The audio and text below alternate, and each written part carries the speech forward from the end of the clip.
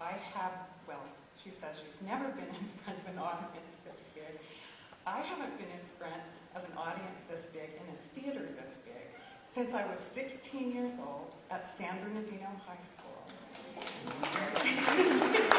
And was a member of the Fairy Tale Theater at my school. And I had a little baby cousin who was 5 years old, and his mother used to bring him to see the plays, and sometimes I would bring him in. And my cousin thought that I was famous. He did. The audience was packed with little children who were kind of like shills of the local PTA. And we'd get up there in our costumes, and we'd dance around, and we'd just have a good old time. And bless his heart, he loved me so much. And so tonight, he must still think I'm famous because he and his partner, who are both very old,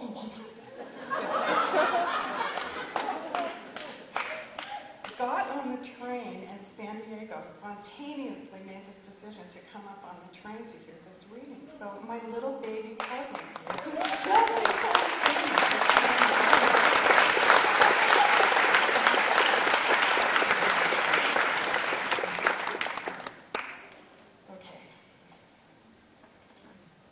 I am very nervous.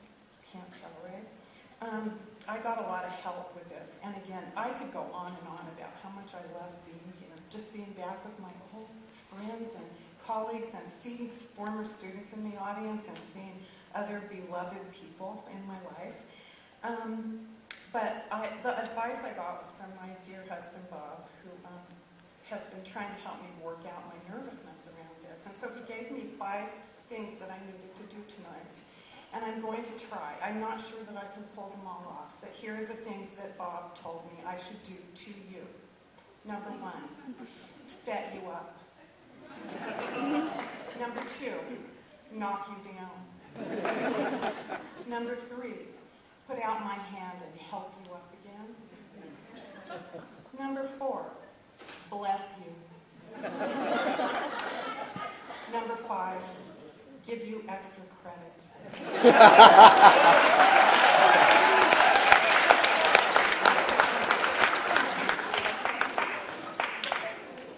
Okay, so I'm going to try.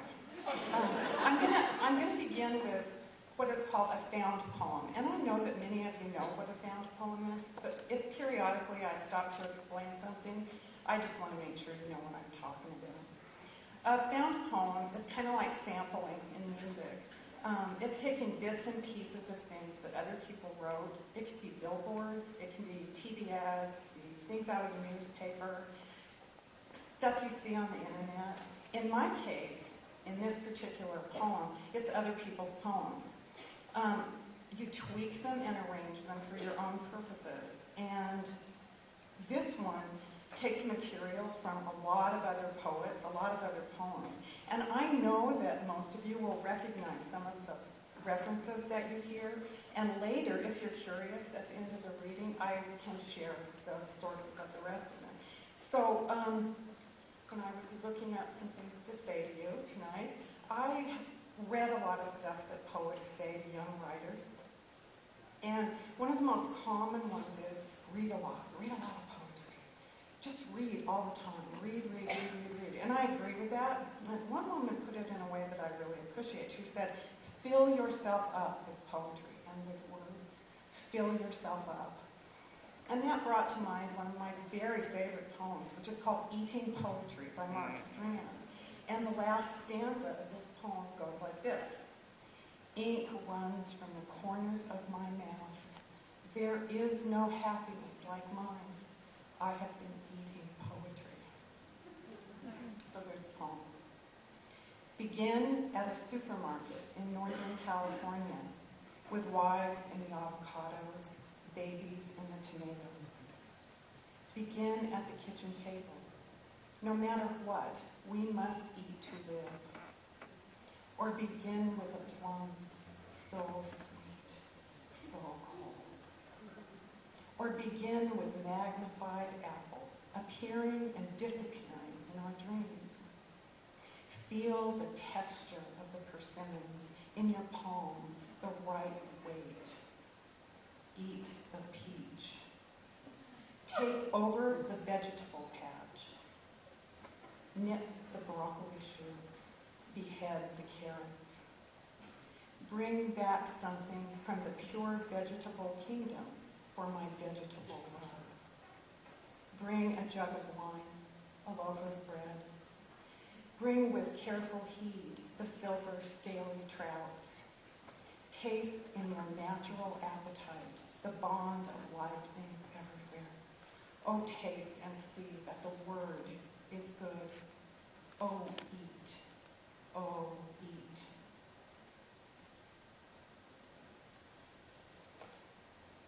Okay, one of my lifelong obsessions has been with saints. I was not raised a Catholic. I was not raised in a particularly religious family, but I always thought saints were kind of interesting, and I used to read those lives of the saints, especially when I was a prepubescent girl.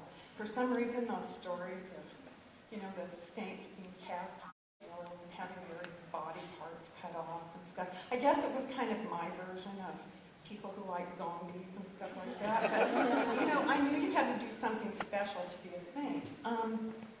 And I got really interested a number of years ago in the ones who had been kicked off the calendar. I didn't even know you could do that. First there's all these saints, and then suddenly they're gone. Why? Were there too many? Were they not saintly enough? Nobody knows. I believe, and I really could be wrong about this, but I believe one's birthday is one's saint's day. Am I right? Okay, so I found one of those antiquated, kicked-off saints on my own birthday, on an old, antiquated calendar. And she spoke to me so strongly that I decided to adopt her in her, she'd been kicked out, so she wasn't really a saint anymore. But I decided to adopt her as my own. Something in her story just spoke to me. So this is called My Saint's Day, January 5th. And the epigraph of the poem is, "The thing you hold most important is your God." Kneeling over the bathtub, cleanser biting deep into my winter-cracked skin, I remember Saint Emiliana, beloved of arthritics and virgins, whose knees froze in place from too much praying. I imagined the old nun waking at dawn, lying for a moment in her cold bed, still fuzzy from sleep, just before the terrible arthritic stiffness impales her consciousness once more, before duty reasserts itself. For that moment, fresh from a sinful dream of expert kisses that flood her body with forbidden joy, she is limber and graceful, a dancer in a field of flowers, coyly lifting her skirt to show perfect round knees. Her poor, sore, sacred bones are her legacy. They lie locked in a reliquary, curled tightly around the hollow center that once held her all-too-human heart.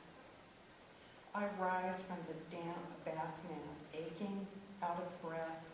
My knees will hurt all day. This rusty old tub will never shine.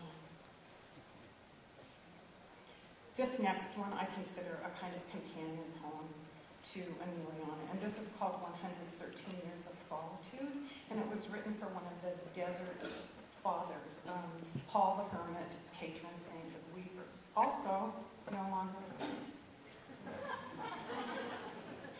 In the Egyptian desert, another winter day dawns. Paul shivers, wraps himself in a cloak of leaves that scrapes his shrunken belly, his withered sex. He blesses the discomfort, takes a tiny sip of water, blesses its passage into his narrowing throat, sinks into prayer. God brought him here. He has long since stopped questioning this fact. He has long since stopped wishing for the company of other humans, long since stopped believing in the visions that follow a week without food.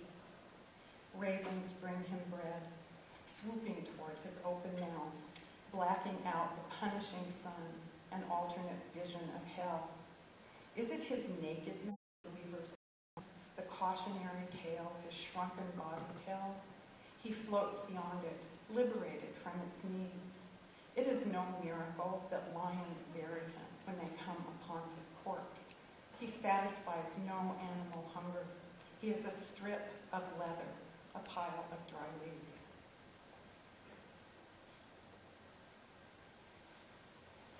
I'm cheating now. I'm going to read a piece of prose. It's pretty short, but it does the best job I can imagine of setting up the next few poems that I need to read. I don't know what a normal childhood is, and I don't think any of you do either. But I can say beyond a doubt that mine was a little unusual. So a little while ago, I wrote this short essay about my father because he fascinates me. He's been dead since he was like 35 years old. But my father fascinates me because of his absence. And a lot of the poems that I write are involved with my imagined filling of absences, about things I didn't really know. So I tell myself stories about these things, and I try to answer these questions. So I found myself writing this little essay, and I thought, well, this works so much better than anything I could say about the poems I'm going to read next. While searching for some information on a genealogy site, in the present pretty much, the last day of 2012, I bumbled my way to 6 or 7 newspaper articles from early September 1953, each one cataloging my father's loss in a heavyweight boxing match at the Olympic Auditorium in Los Angeles. His opponent was Elmer Wilhoit, who beat Daddy with a TKO in the very first round of his own boxing debut. Wilhoit is the reason for the article, a former All-American football player for USC, who later took a few turns in the ring. At the time of the fight, Daddy was described in every single article as a heavyweight who packs a solid punch. Wilhoit had nearly 20 pounds on him, and Daddy's punch must have not been too solid on the night of the fight. This is the only public record I've ever found that testifies to Daddy's short, undistinguished boxing career. Here are some things the article does not say about that time in his life. My brother was born prematurely, only 2 months earlier. I don't remember how long Michael was kept in the hospital, but I do remember that when he was born, we lived in a drooping little shack behind my great-grandmother's house. We were somehow able to move to a house of our own for the baby's homecoming. My mother was very ill for a long time after Michael was born. She rested a lot that summer, and my sister and I spent a lot of time either out in the fenced backyard or with our grandparents. I was only 3 and a half, and Lisa would not turn 2 until late that autumn. Sometimes during that period, Daddy took me with him when he drove to the gym in Pasadena where he worked out. I was a passive child for the most part, and I liked his attention then. He sang to me as the car traveled west on Old Route 66 through dusty little towns surrounded by orange groves and grape vineyards. I remember his white long-sleeved shirt open at the neck and the dark red pack of Pall Malls in his pocket. Once we got to the gym, I sat quietly on a worn, splintery wood bench and watched him spar. I remember the trunks that revealed his dense, muscular calves, one spiraled by an ornate dragon tattoo from his Navy days. I remember watching him insert the mouthguard that pushed his lips out oddly, making him look like a stranger, as another man helped him with his gloves. When he entered the ring to hit and be hit, I rocked back and forth on the bench and pretended to read the picture book I brought along. On the way home, we stopped for ice cream. Often he smelled like bananas or nail polish afterwards, and maybe have a bandage or 2 on his face. Later I learned that the smell was from collodion, a fast-drying liquid used to stop bleeding. We had a bottle of it in our medicine cabinet for years, used for skinned knees and elbows. I liked sniffing it, and I liked peeling it off after a few days in shiny strips. At home, Daddy taught my sister and me to box. We learned basic jabs and hooks. We learned how to duck a punch. He'd hold his huge hands up, and invite us to hit them over and over and over again with our tiny ones. When he jumped rope, I jumped rope. I don't know if he had a job then, or if this was his job somehow. He had GI benefits. He took classes at Chaffey College and aspired to be a writer. Eventually, he became a plumber, joining the union that my grandfather and uncles belonged to. But just a few months after losing to Will Hoyt, he committed himself to Ingleside, a mental hospital where he received shock therapy for. I have to say it this way, whatever the hell was wrong with the inside of his head. My mother took pictures of my sister and me on the grounds, dressed in our Sunday best. The date on the back of the picture says, Clayton at Ingleside, January or February 1954. I don't know what happened the night of the Will Hoyt fight. I don't know how many times Daddy ever got into the ring in public, before or after. But I can imagine what he might have done after leaving the Olympic. Disappeared.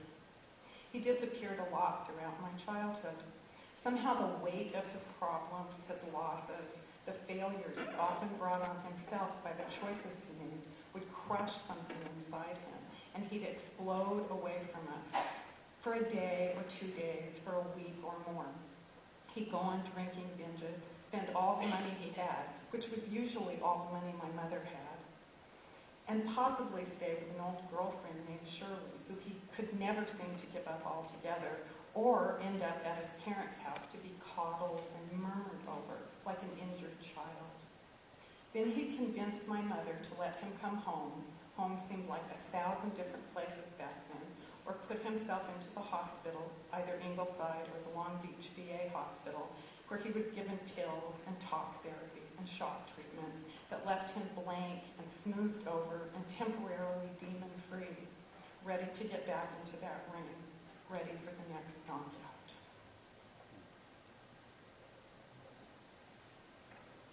Old photos, summer 1950.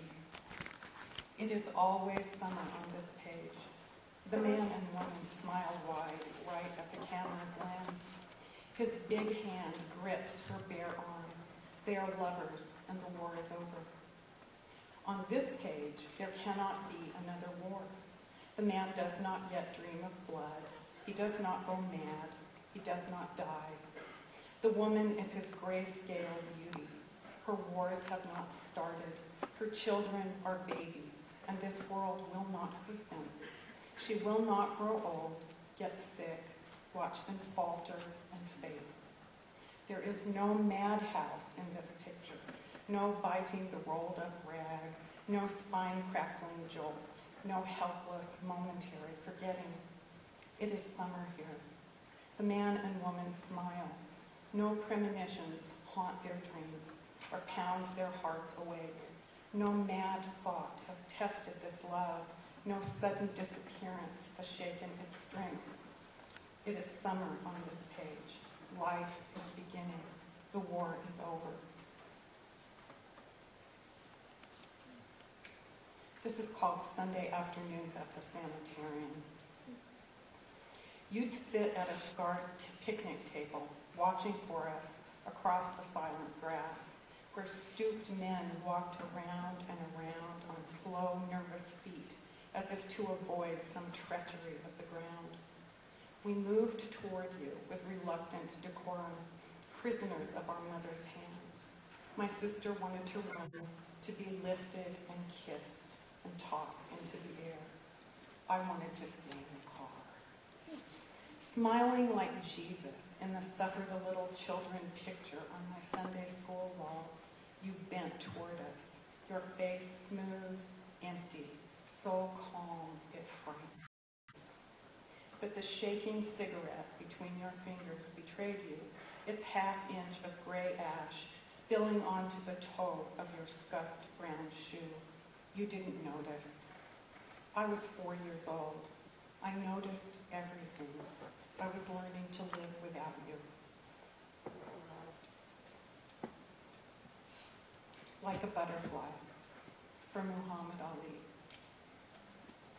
When you danced out of your corner into the blue glow of that first big fight, my father said, he'll be bigger than anyone.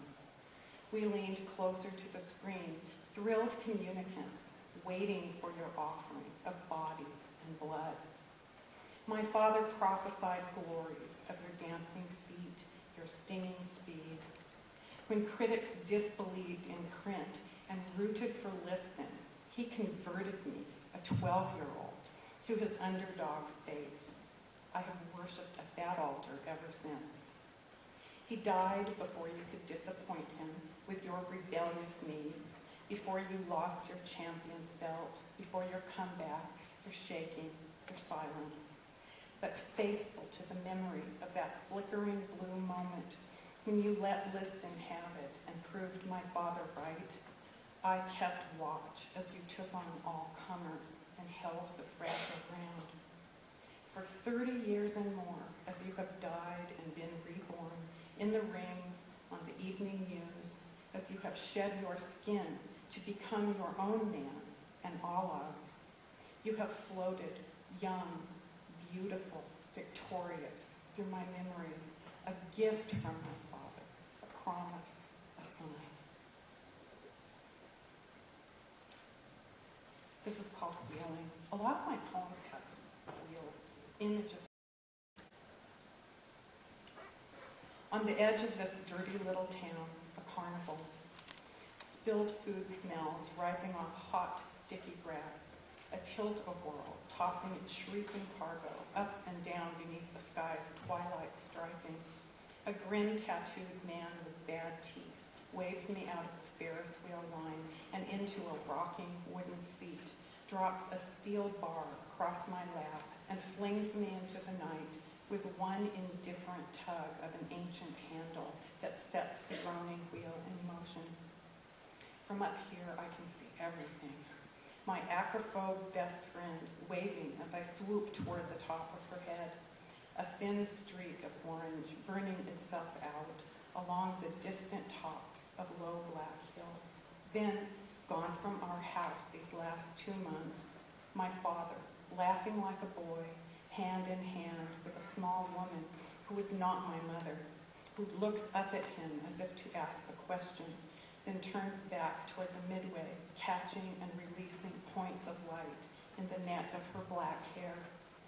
They disappear before I am circled back, before my chair rocks to a creaking halt, before I practice the new face I will show my mother, the unrelenting, vivid grin of my later school pictures that says, I had a wonderful time. I am having a wonderful time. I will have a wonderful time. And I run, unsteady now, on the ground to tell my friend how beautiful everything looks from way up there.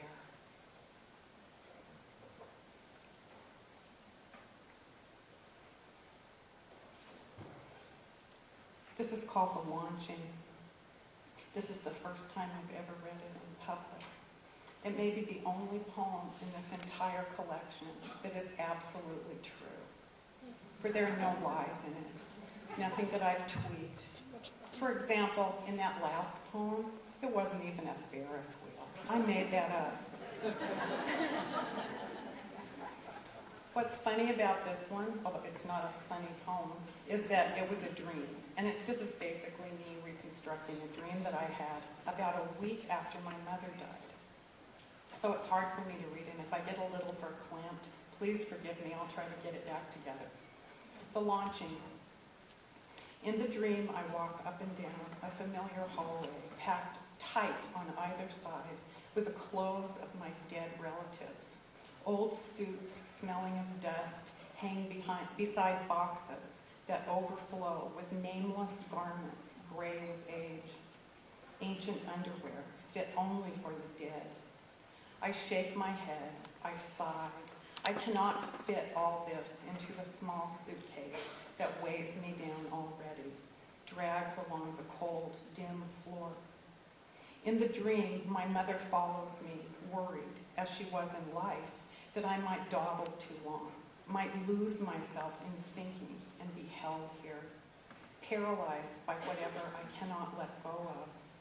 But I know, my dream self knows, that once my bag is full of relics, of shoes and pajamas, of mismatched socks. Once my time here is up, she will be lost to me. She will stay forever in this storehouse of dusty sweater sets, silk scarves, the winter coats of dead grandfathers. I cannot leave my mother here. I turn toward her, begging to stay. But now she insists in that voice that never allowed argument. It is time for me to fly. And suddenly, miraculously, I am outside under the blue-white sky of my desert childhood, her voice in my ears, cajoling me upwards, as from an invisible flight tower. Lift yourself, she says, and I rise, the weight of the suitcase pulling me earthward until her voice jolts me upwards again. I am flying. The highways of my childhood crumble to dust beneath my shadow, elongated in the light of this eternal afternoon. Mother, I say aloud, I am flying. But I've moved out of range. I can't hear her reply.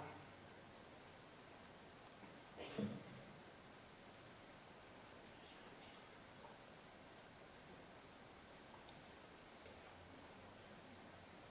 Okay, this is the only love poem that I have ever written. And I'm a person with a heart full of love. I am. I love my husband. I think he loves me. He's given me some pretty good advice, but I think love poems are really, really hard to write. And this one was inspired, again, by a kind of calamity. And the name of this poem is Backhoe. It's for Bob. Bob will be so happy to hear the laughter that followed. You came up the back steps, announced, I almost died today. No hyperbole, calm as Jesus, buckling my knees with your words, as hard as if you'd hit them from behind with a 2x4. The story came out slowly over dinner, over glass after glass of medicinal wine, teasing you toward a nervous Daffy Duck survivor's grin, sweaty and grieved, while I got sicker and sicker, picturing it the other way. Instead of stopping at the very edge of the steep-sided ditch, instead of giving in to your final frantic maneuver, the backhoe continues to slide, flips you into the underworld, buries you in the earth you dug, falls on you, covers you, the backhoe a shuddering deus ex machina, your cries muffled beneath its roar, your mouth filled with thick black earth. Tonight, I reach for your breathing body and hold it fiercely while you dream the story again, your sleeping arms digging upwards toward wakefulness, your sleeping voice calling out loud enough for someone to hear you, someone strong enough to pull you out. In sleep, you rise from the dead again and again, caught in that moment when your life was given back to you, while I lie listening for the faint mechanical rumble, seeing you behind my eyelids, spinning through the air in a blur of orange, and I curse again and again the frailties of the flesh, all the terrors that human love bestows upon our fragile hearts, and I choke on the possibilities. Wasn't that cheerful?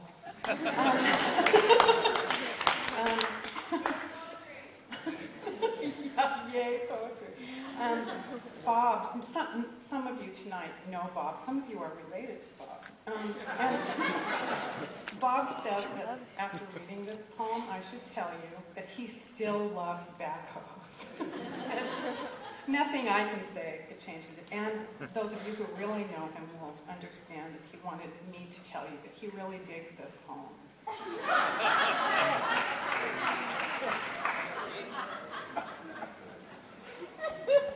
This will make him blithe. I wish I had a tape recorder.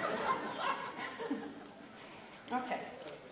Another kind of poem I write, besides, a whole lot of stuff about my personal life, are portrait poems.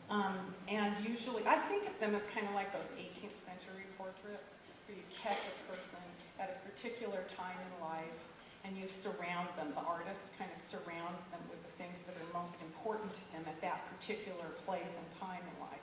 So these poems are efforts to capture a kind of gesture or moment in the life of the person that is being watched. And I am the observer. I am the witness. And so there are about 4 of these. I don't know how I'm doing for time, but I'm just going to go on. This is called Wintering the Geraniums, and it's for my friend Laura Calcapia. This has become your favorite day of the year. Once, as days grew brief beneath pewter skies, you were transplanted from the edge of the desert to this soggy North Coast town. You made a kind of home here, a universe with its own customs and gods. Your dripping yard became a secret garden, erupting in wisteria blooms, grapes, and oh, so many red geraniums, planted in rough homemade boxes, lacquered over with family photos and private symbols. Here, a geranium is as frail and brief as summer itself, as prone to mold and disappointment. But yours are yearly miracles, the hard, homemade kind. You feed, pinch, bully them into beauty, as long as the weather holds. Then, at the first frost, you carry them inside. Autumn brings rain and rot. Ragged geraniums line the kitchen windows, dropping petals to the floor, reaching crazy tentacles toward whatever passes. At Christmas, you twist colored lights around them, insisting they won't make another full year. In January, you throw Elvis another birthday party, drink red wine, turn up La Traviata, stare out into the long black nights, and pray for your flowers, for your life, this tentative, impermanent thing in need of roots. Yet even in the blackness, the days grow longer. One blue April afternoon, you carry the geraniums in their boxes out into the thin spring light, and you start over, and summer comes again.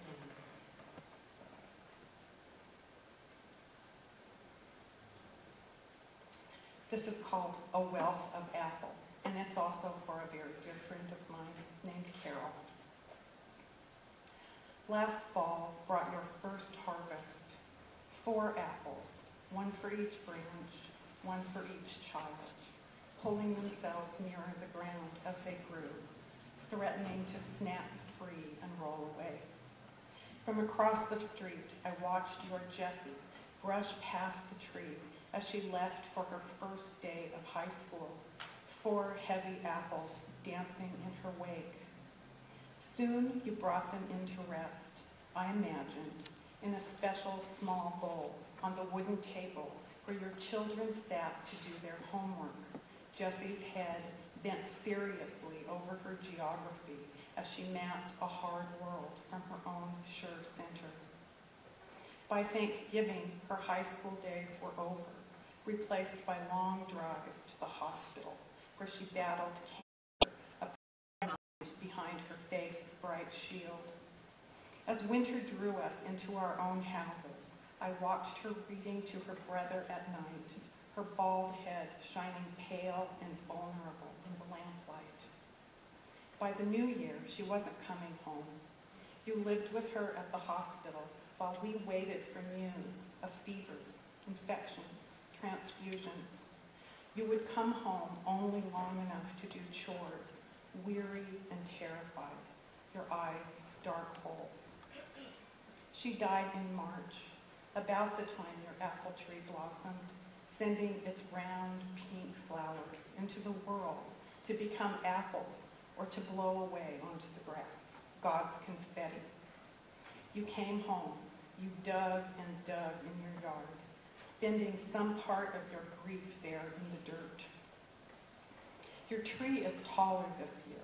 A dozen frail branches receive their burden of apples, so many this season that you have to prop them with sticks that lean crazily when the wind blows, but they stay.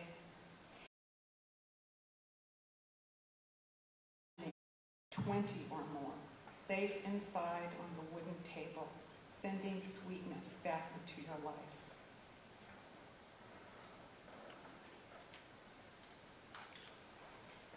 This poem is called The Funeral, and it's for my daughter, Sarah, who just happens to be sitting in the front row, and with whom I will not make eye contact. Love came hard for you. You shrugged away from my touch, impatient with me, impatient with your own stubborn childhood. It was easier with animals. You charmed stray dogs. I finally, angry, fed. Long after your last hamster died, you kept its cage in your room. Your first stories told of cats who spoke only to certain little girls. Your parakeet died the winter you turned 13. You found her cold as a lost blue sock on the bottom of her cage. You didn't cry. You didn't want my help.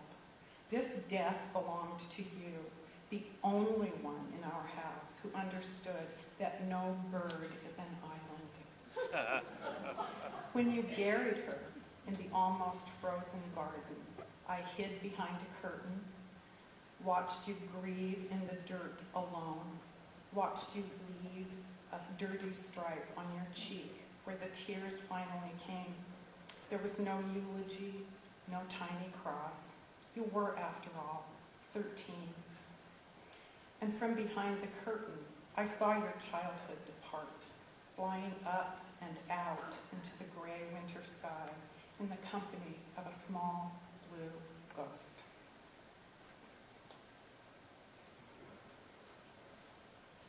This is called Swimming Lesson.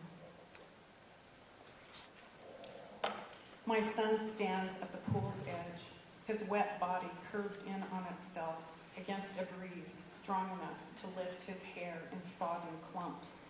He is 12 this summer, somehow flung to the farthest edge of childhood, his thin, fair skin stretched too tight over knobby bones, his long toes curled around the lip end. When the signal comes, he dives low and long, buying distance before he hits the water, kicks his lower body in one smooth wave, and rises gasping into the blue summer air, his arms propelling him forward in great unfinished circles, his thin chest expanding with each stroke. I am shocked to see how strong this boy has become, with what beauty his back and shoulders and stubborn legs carry him across the liquid blue universe. When the lesson ends, he lifts himself out with one proud backwards look in my direction, then runs to change, drying as he goes, his bright towel flapping off his shoulders like wings. I'm not sure about the whole time situation here, but I'm going to read you my favorite fairy tale poem, and then I'm going to read maybe 3 more. But don't forget, there will be a blessing, and there will be extra credit.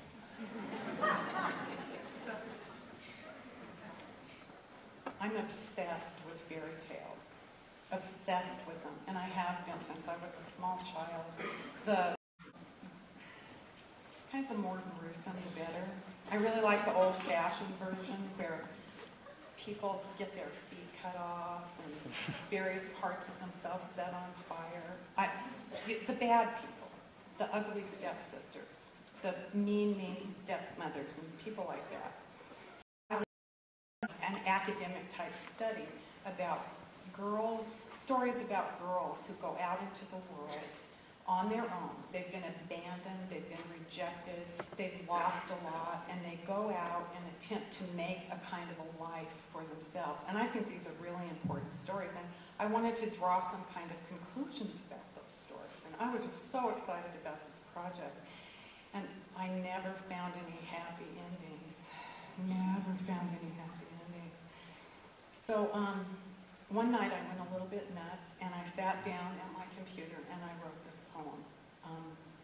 to just sort of express some of the craziness I was feeling. It's called East of the Sun, West of the Moon. It happens like this. She rides away on a bear's back, climbs a glass mountain, flies off on a swan. She follows a bird into a forest, follows a woodsman into a forest, sleeps for 100 years. Her father gives her to a beast. He leaves her in a witch's wood. He sells her for bread. He sells her for whiskey. She scrubs the castle floor. She spins straw into gold. She washes bloody shirts. Her lover carries her glass slipper, locks her in a cellar, follows her into the sea, kisses her dead mouth. She walks across deserts forever, blinded by thorns, choking on a bit of apple, pregnant with the king's child, the rightful ruler, the heir apparent, the Prince of Peace. Her son buries her far from the cottage at the edge of the wood. Her daughter tells stories of sad, silent queens. The poem I'm going to read now is a kind of a modern-esque fairy tale. It's about Gidget. And most of you probably don't even know who Gidget is. She was a kind of pop culture figure to women in my generation, boys too, because she was cute. She was a little surfer girl. The real Gidget is a kind of a wonderful woman. Her father wrote a series of novels where he fictionalized his own daughter, and her name's Kathy something or other, and she's really a very interesting person. So the person I'm writing about is not a person. It's a cultural icon played by Sandra Dee, Sally Field, lots of stupid songs, etc. And so this really is kind of calling up my own childhood and trying to say some things about the women of my generation. So I guess for some of you, you could picture, I don't know, what, Barbie? Those little weird dolls with the weird lips, those kind of sexy look. Yeah, thank you, brats. Just, you know, the Powerpuff Girls. I don't know. Anyway, I had Gidget and I had the Mickey Mouse Club, so this is my poem. The 7 Ages of Gidget. 1. Cold War. At night she prays that God will halt the bomb, so she will live to see her 13th birthday. School day afternoons, she watches Annette's breasts grow large beneath the Mickey Mouse Club sweater. In 6th grade, she marries Moondoggie at lunch recess. The wedding party toasts them with warm milk. They play tetherball until the bell rings. 2. After Jackie Kennedy. She decides Samantha and Jeannie are fools. Why take crap from a mortal when you could rule the world with a twitch or a blink? Her skirts creep higher up her thighs. She wrings her eyes in black, greases her lips dead white. Moondoggie tells her she's too tall. Her shoulders droop. He wants a little surfer girl, like in the song. 3. Aquarius. Moondoggie's number comes up. They shave his head and send him to the jungle. She throws away her bras, her garter belts, the pointy shoes, the tiny skirts, the Lady Remington. She makes love under black light with outspoken critics of the military-industrial complex who smell of patchouli, dirty hair, Colombian bud. 4. Our bodies ourselves. Moondoggie came home engaged to a patriotic blonde who wrote him faithfully but still wouldn't go all the way. Gidget raises her consciousness Tuesday nights at the Y, subscribes to Ms., squats naked over her hand mirror, trusting that this act will somehow empower her. She majors in sociology. In his office, her favorite teacher puts his hand up her skirt and says he'll leave his wife. 5. Love means never having to say you're sorry. They live in a condo near campus. She gets pregnant. They marry at City Hall between classes on a Thursday afternoon. She vomits and weeps, drops out, sleeps until noon. He stays late in his office, finishing a book. She watches reruns, eats ice cream, reads up on natural childbirth. Her body expands, leaks, sags, crinkles, and changes color. Her hair thins, her teeth get soft. She smells of sour milk. 6. The thrill is gone. He smells of white shoulders and cigarettes. He says he needs his space. He says she never listens. He says she doesn't turn him on anymore. She takes the kids and most of the money. She joins a gym, joins a support group, frosts her hair, waxes her legs, buys a Wonder Bra and some short skirts, goes on a cruise. 7. Disappearing act. She counts fat grams, calories, carbohydrates, gets a lipo and a tuck, learns to throw up after meals, fills up on collagen, silicone, transferred fat. Her face peeled smooth, a cipher, her body an erased map. At night, curled like a feather, she floats in dreams beyond the breaker line. The wind cuts and tastes of salt.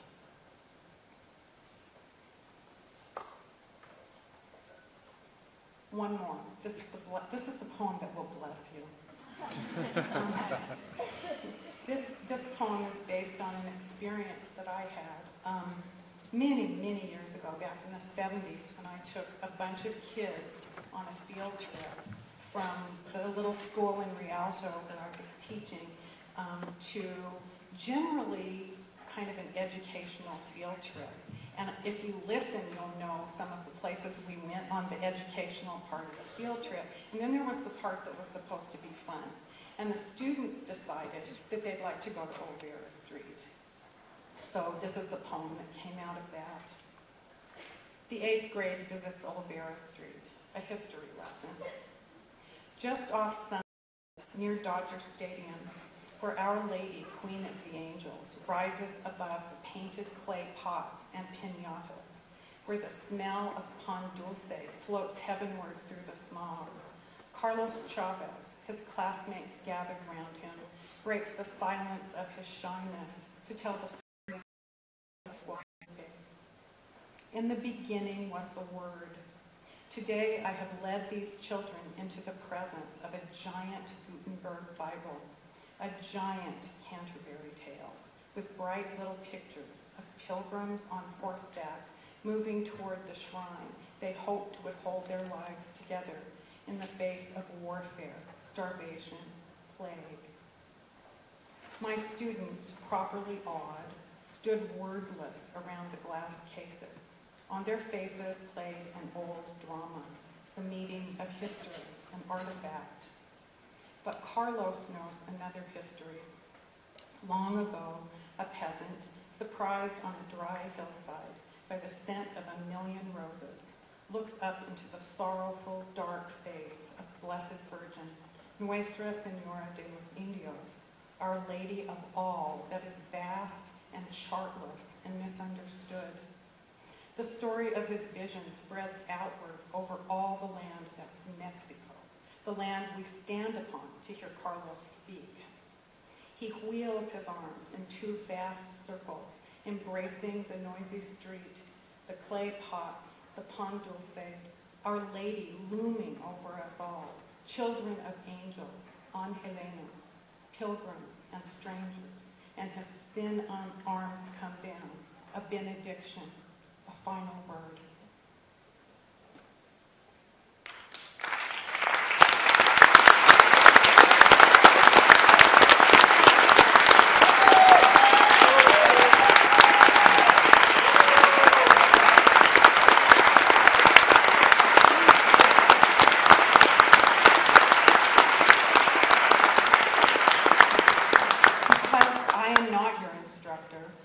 Although I did give many extra credit points, but this is a great time of the semester for extra credit, right? I can't speak for the rest of you, but there are 2 young women sitting in the front row who have been taking notes, and I have blessed everyone, and now I offer, in my limited ability, extra credit. Amen.